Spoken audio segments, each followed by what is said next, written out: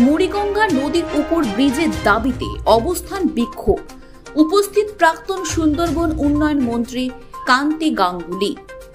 সাগরদ্বীপবাসীর ও পুণ্যযাত্রীদের দীর্ঘদিনের অভিযোগ, মুড়িগঙ্গা নদীতে উপর ব্রিজ করতে হবে, না হলে সাগরদ্বীপে আসতে কিংবা যেতে তাদের বিভিন্ন রকমের সমস্যায় পড়তে হচ্ছে। মুড়িগঙ্গা নদীতে জল না থাকার কারণে প্রায় 5 থেকে 6 ঘন্টা গঙ্গাসাগরের কচুবেড়িয়া ঘাট থেকেও কাকদ্বীপ লট নাম্বার 8 ভেসেলে যাতায়াতের পরিষেবা বন্ধ থাকে। তাই মঙ্গলবার দিন ব্রিজের দাবিতে ভারতীয় কমিউনিস্ট পার্টির পক্ষ থেকে গঙ্গাসাগরে কচুবেড়িয়া ঘাটে অবস্থান বিক্ষোভ কর্মসূচি চলে। এই কর্মসূচিতে উপস্থিত রয়েছে প্রাক্তন সুন্দরবন উন্নয়ন মন্ত্রী কান্তি গাঙ্গুলি সহ সিপিএম এর একাধিক নেতা ও নেত্রীরা। আর অন্যান্য কিছু নদী, উপনদী কেউ এসে গঙ্গা বা পদ্মায় মিলেছে। দীর্ঘদিন সাগরবাসী এখান থেকে বেরিয়ে কিছু সুন্দরবন বা রাজ্যের দাবি তৈরি হয়েছে।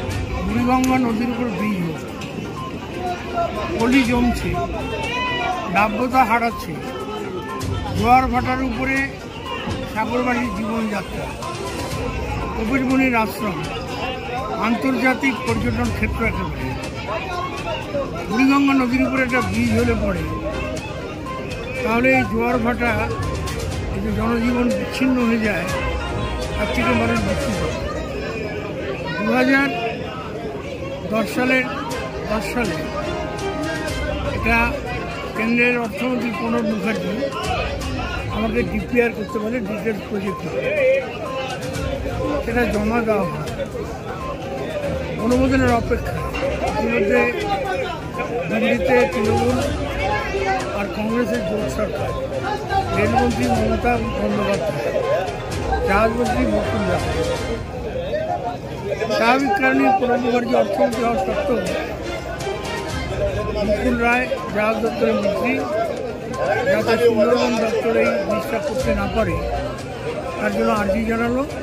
প্রণববাবু চিঠি দিয়ে জানালেন যে ব্রিজটা সুন্দরবন দপ্তর করবে না, এটা জাহাজ মন্ত্রী করবে। 3 কোটি টাকা ব্যয়ে ডিটেলস প্রজেক্ট রিপোর্ট হয়েছিল। আন্তর্জাতিক খ্যাতিসম্পন্ন স্থপতি সুধাংশু শেখর ভট্টাচার্য করেছিল। তারপর মুখ্যমন্ত্রী এখানে 2011 পরে এলেন।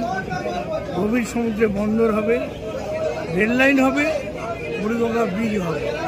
12 বছর অতিক্রান্ত, মুখ্যমন্ত্রী কথা দিয়ে গেলেন, কথা রাখলেন না।